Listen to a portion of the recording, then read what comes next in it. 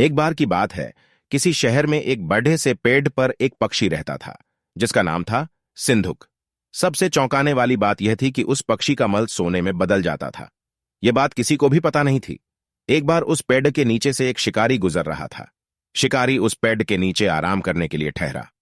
वो आराम कर ही रहा था कि इतने में सिंधुक पक्षी ने उसके सामने मल त्याग कर दिया। जैसे ही पक्षी का मल जमीन पर पड़ रहा, वो सोने में बदल गया। यह देखते ही शिकारी बहुत खुश हुआ और उसने उस पक्षी को पकड़ने के लिए जाल बिछाया। सिंधुक जाल में फंस गया और शिकारी उसे अपने घर ले आया। पिंजरे में बंद सिंधुक को देख शिकारी को चिंता सताने लगी कि अगर राजा को इस बारे में पता चला तो वो न सिर्फ सिंधुक को दरबार में पेश करने को कहेंगे बल्कि मुझे भी सजा देंगे। यह सोचकर डर के मारे शिकारी ने खुद ही सिंधुक को राज दरबार में पेश कर राजा को सारी बात बताई।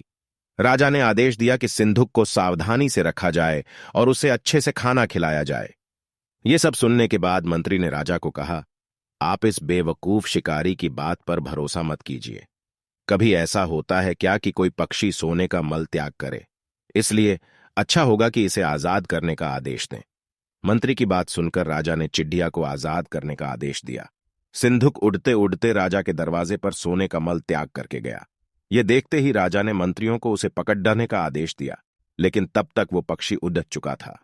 उड़ते उड़ते सिंधुक कह गया, मैं बेवकूफ था जो शिकारी के सामने मल त्याग किया।